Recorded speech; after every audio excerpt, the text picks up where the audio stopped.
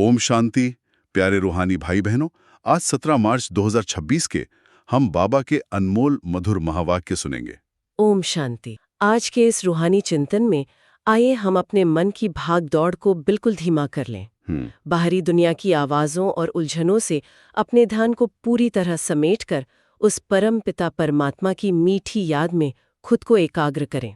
जी बिल्कुल, जैसे एक बहुत ही शांत सरोवर के तल में हम चमकते हुए मोतियों को स्पष्ट देख सकते हैं, वैसे ही आज शांत और एकाग्र मन से हम बाबा के ज्ञान रत्नों की गहराई में उतरेंगे। आज का पूरा चिंतन इस एक मुख्य बिंदु पर केंद्रित है कि कैसे सच्चे बाप द्वारा सत्य कथा सुनकर नर से नारायण बना जा सकता है ना? कितनी सुंदर बात है।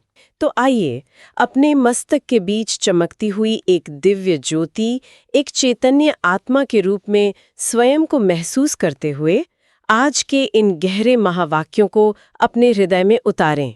यह रूहानी सफर हमारी सोई हुई चेतना को पूरी तरह जगाने के लिए है। तो चलिए सबसे पहले उस मीठे संबोधन से शुरुआत करते हैं जो हमारे पूरे दिन के पुरुषार्थ का आधार है।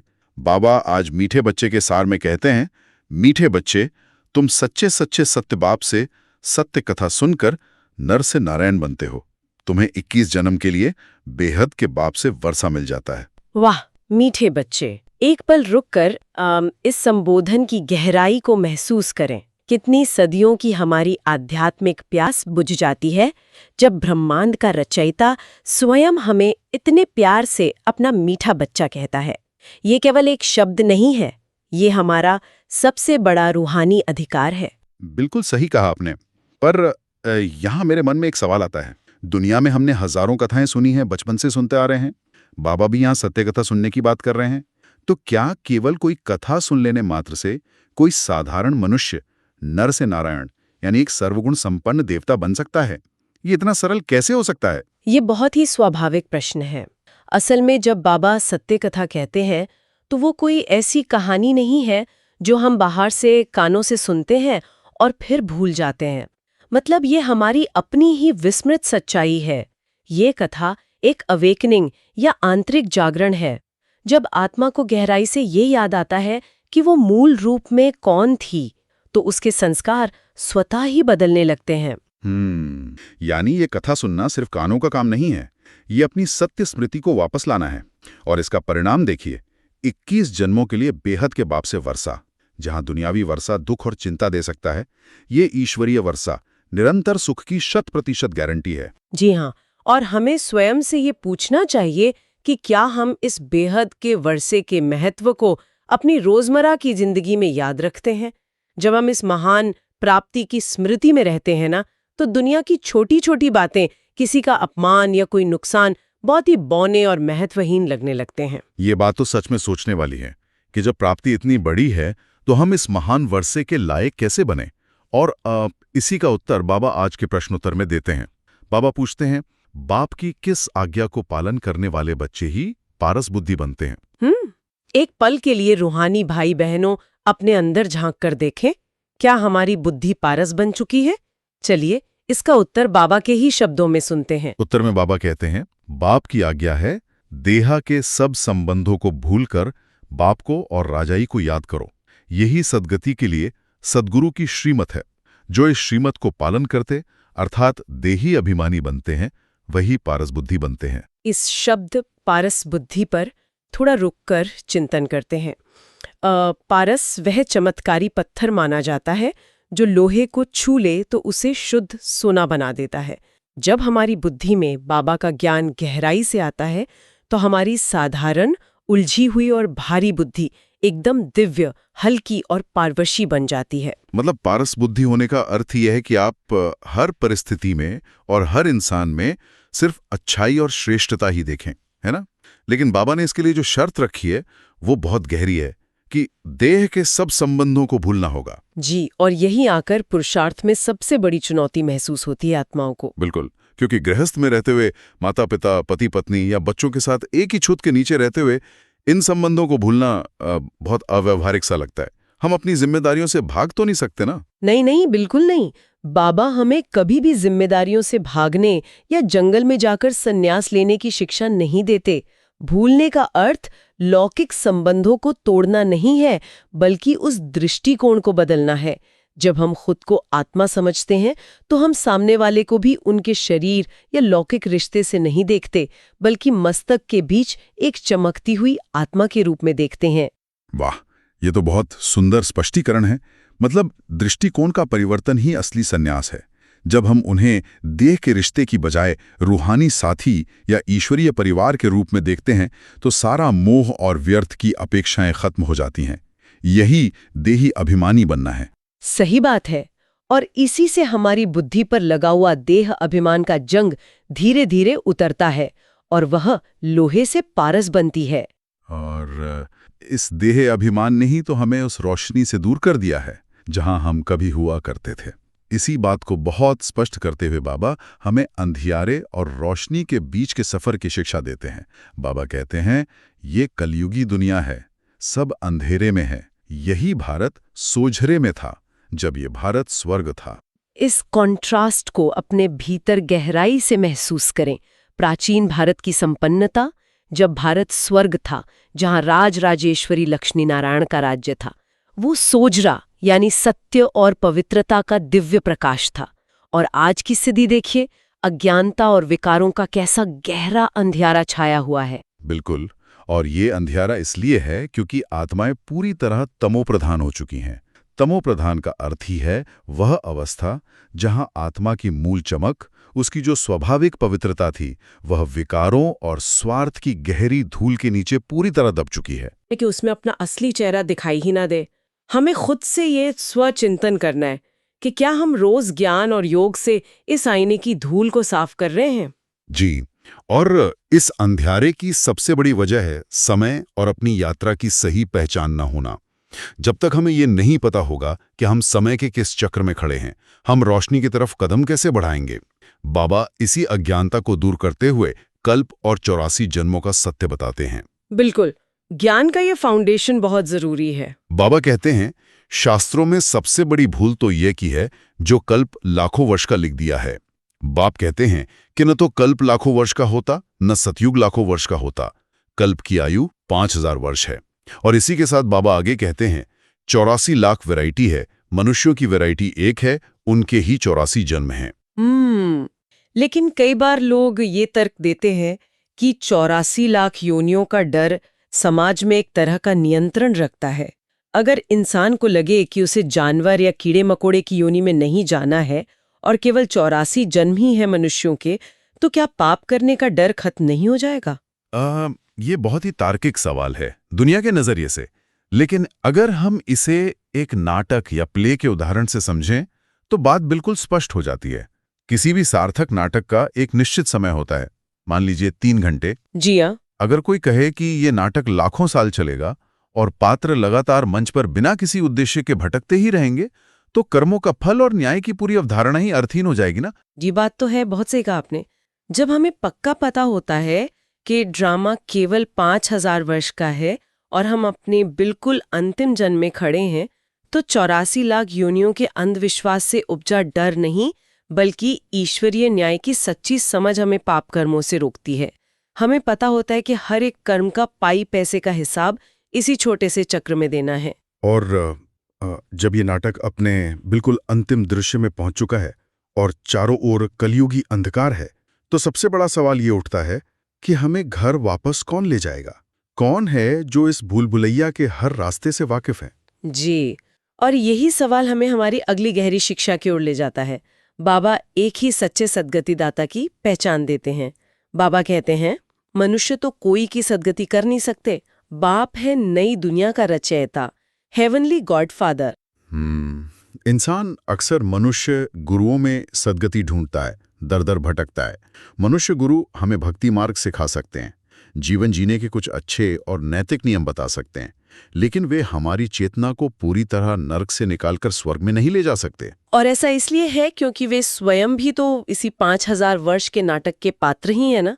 वे भी इसी कर्म बंधन और कलयुग के तमोप्रधान प्रभाव में है। बिल्कुल, जैसे एक डूबता हुआ इंसान जो खुद उसी भंवर में फंसा हुआ है, वो दूसरे डूबते हुए इंसान को कैसे किनारे लगा सकता है?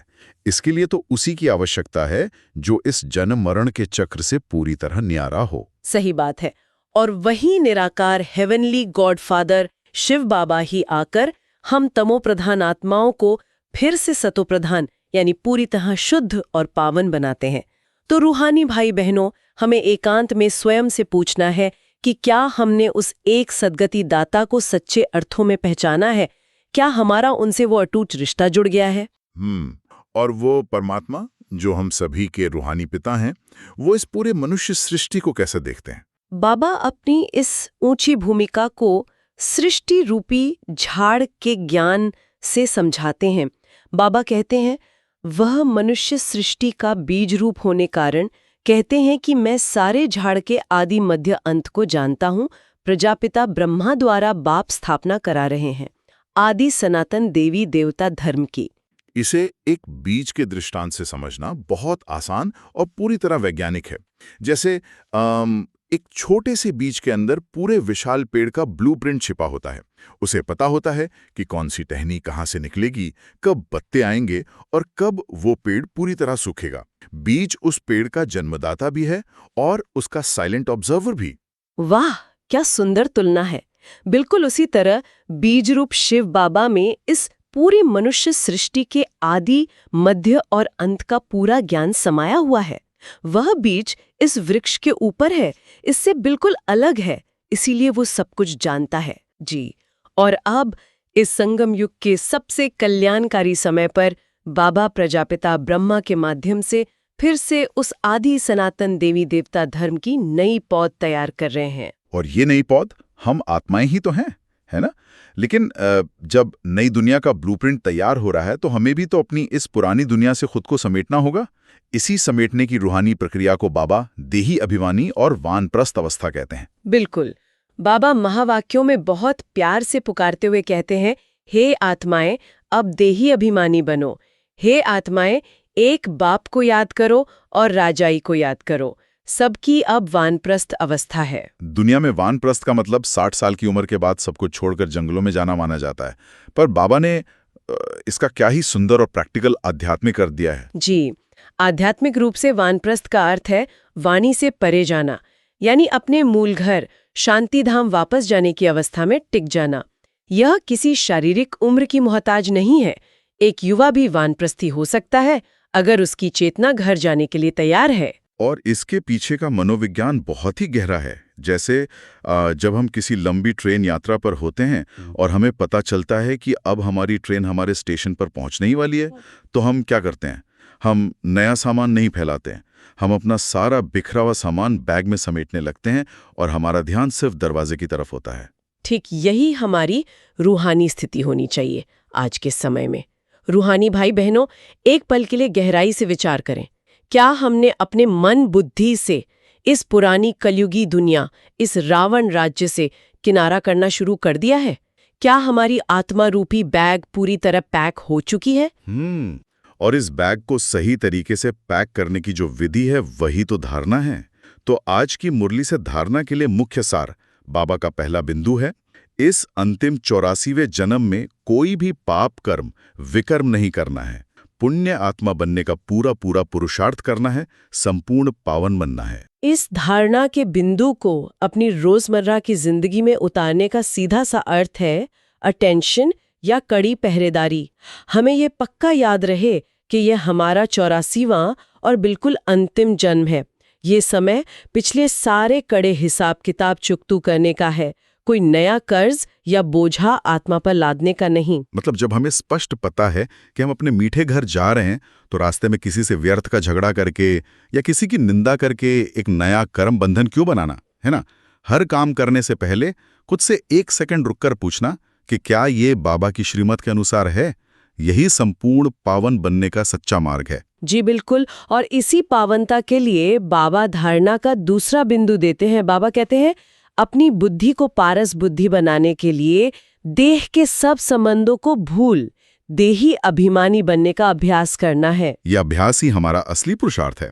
जब हम दिन भर में किसी से मिलते हैं तो क्या हमें उनकी कमजोरी, उनका स्वभाव या उनकी स्थूल देह दिखाई देती है, या हम उस मस्तक के बीच चमकती हुई शुद्ध आत्मा पर अपना ध्यान टिका सकते हैं। ये एक निरंतर चलने वाला अभ्यास है। ये एक दिन में नहीं होता, लेकिन लगन से जरूर होता है। और इस अभ्यास में जो सबसे बड़ी मदद हमें मिलती है वो है बाबा का रोज का वरदान।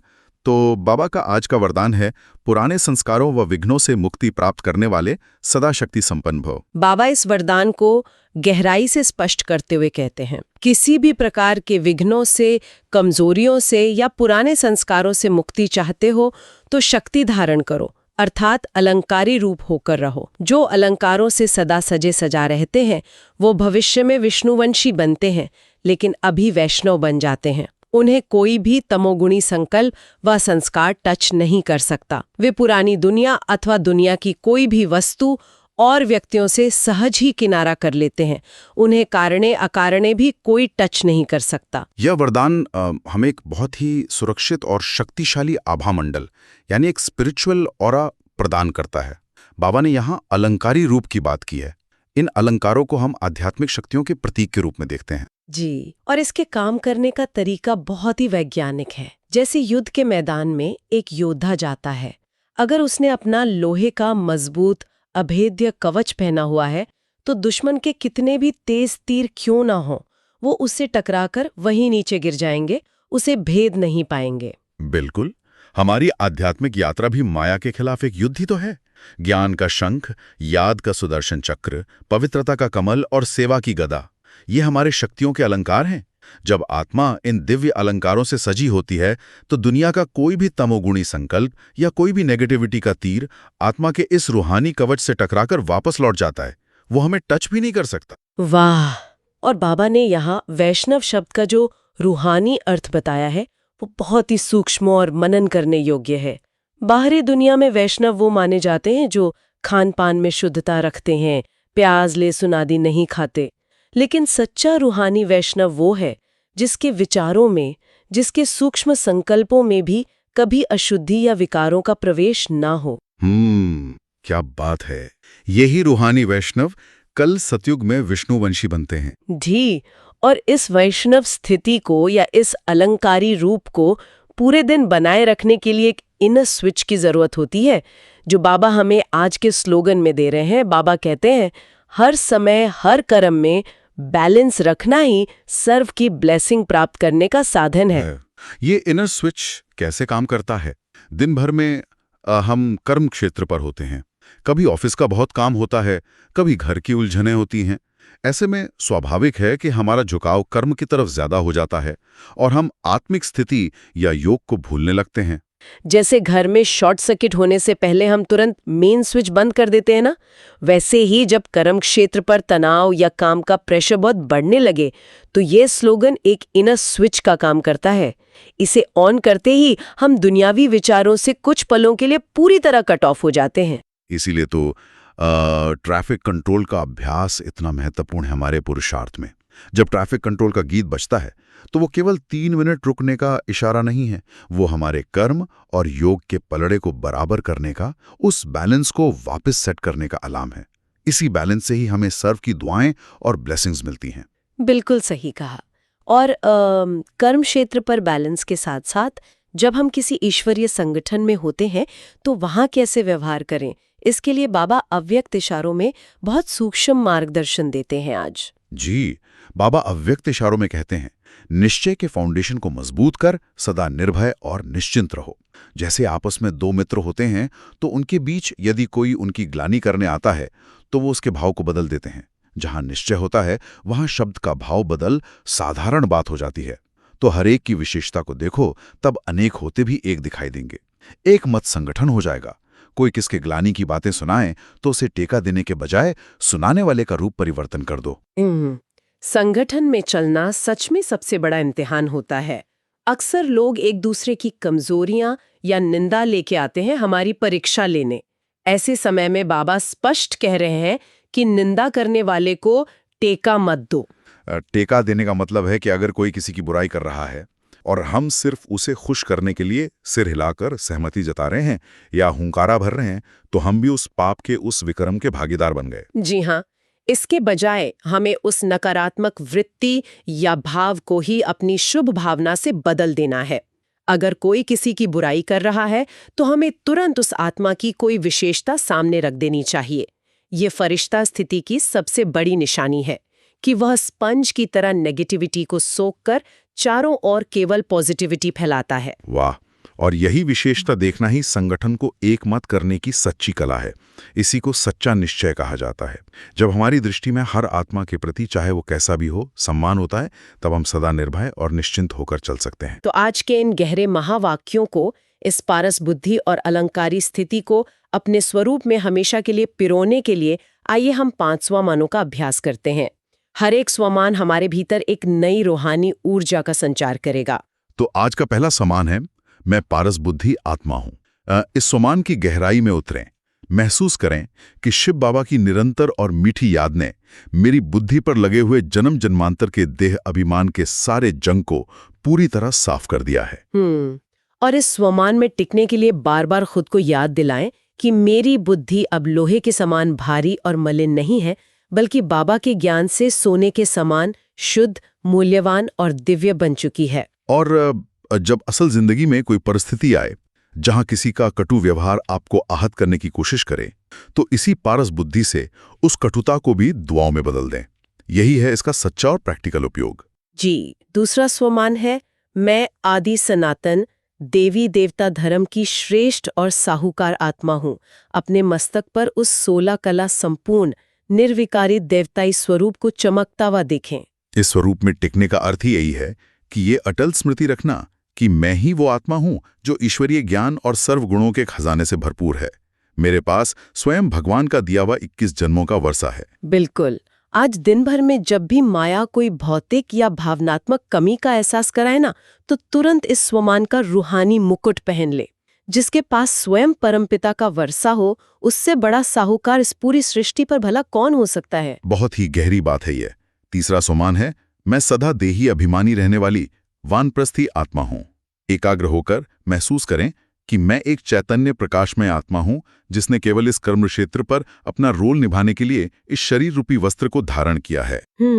और इस अवस्था में सदा स्थिर रहने के लिए अपनी बुद्धि की तार सीधे परमधाम से उस लाल प्रकाश की दुनिया से जोड़कर रखें। मुझे अपना सारा पुराना लौकिक हिसाब किताब समेटकर अब अपने असली घर वापस लौटना है। और इसका व्यावहारिक उपयोग यह है कि आज दुनिया की कोई भी चकाचौंध, कोई भी अल्पकाल का आकर्षण आपको बांध ना सके। एक मुसाफिर की तरह बिल्कुल हल्के रहें जो बस अपनी मंजिल की ओर बढ़ रहा है। जी। चौथा स्वमान है, मैं सर्व अलंकारों से सजी सजाई शक्ति संपन्न आत्मा हूँ। अपने सूक्ष्म फरिश्ते रूप को ज्ञान के शंख, याद के चक्र, पवित्रता के कमल और सेवा की गदा से सजा हुआ देखें। इस स्वमान में टिकने से एक बहुत ही सुरक्षित और शक्तिशाली आभा मंडल तैयार होता है। आत्मा को यह दृढ़ निश्चय हो जाता है कि सर्व ईश्वरीय शक्तियों का अभेद कवच मेरे चारों ओर है। और इसका अभ्यास ऐसे करें कि जब भी कोई पुराना संस्कार सिर उठाने की कोशिश करे या बाहर से कोई भी विघ्न आए, तो तुरंत इसी अलंकारी स्वरूप में स्थित हो जाएं। यकीन माने, कोई भी कमजोरी आपको छू भी नहीं पाएगी। बिल्कुल सही। और 5वां और अंतिम स्वमान है, मैं कर्म और योग का बैलेंस रखने वाली मास्टर सद्गति दाता आत्मा हूं। जैसे मेरे शिव बाबा सर्व के सद्गति दाता हैं, मैं उनकी लाडली संतान, उनके समान मास्टर सद्गति दाता हूं। इस स्वमान में टिकने के लिए गहराई से अनुभव करें कि मेरे नैनों से, मेरे मस्तक से हर पल परम शांति और मुक्ति की किरणें इस विश्व की सभी प्यासी और भटकती आत्माओं तक पहुंच रही हैं। और रियल लाइफ में कर्म क्षेत्र पर रहते हुए अपने उस इनर स्विच को हमेशा ऑन रखें। आपका यह अद्भुत बैलेंस ही दूसरों के लिए एक साइलेंट प्रेरणा बनेगा और उन्हें सद्गति का सच्चा मार्ग दिखाएगा। यह रूहानी सफर आज सच में बहुत ही गहरा रहा। अगर हम आज के इस पूरे ईश्वरीय चिंतन को एक धागे में पिरोएं, तो सत्य कथा सुनकर अपनी विस्मृत सच्चाई को जगाना ही हमारा मुख्य लक्ष्य है। जी, और जब वह सच्चाई जागती है तो हम लौकिक संबंधों के बीच रहते हुए भी कमल पुष्प समान न्यारे हो जाते हैं। हमारी बुद्धि पूरी तरह पारस बन जाती है। हम 5000 वर्ष के इस बेहद के नाटक के बिल्कुल अंतिम दृश्य को समझते हुए अपने अलंकारी रूप में स्थित होकर रूहानी वानप्रस्थ की सच्ची तैयारी करते हैं। प्यारे रूहानी भाई बहनों, इस रूहानी यात्रा को, इस मीठे ईश्वरीय चिंतन को हर दिन अपने जीवन का हिस्सा बनाने के लिए आप इस चैनल को सब्सक्राइब ज़रूर करें, ताकि रोज़ाना बाबा की श्रीमत, उसकी गहराई और ये व्यावहारिक व्याख्या आप तक बिना किसी रुकावट के पहुंच सके। और आज पूरा दिन बस एक ही बात पर गौर कीजिएगा। जब आप किसी से बात कर रहे हों, चाहे वो आपके परिवार का कोई सदस्य हो या कोई बिल्कुल अजनबी, तो क्या आपकी नज़र उनके शरीर पर है या उस मस्तक के बीच चमकती हुई पारसमणि पर? सोचिएगा ज़रूर। अच्छा, ओम शांति।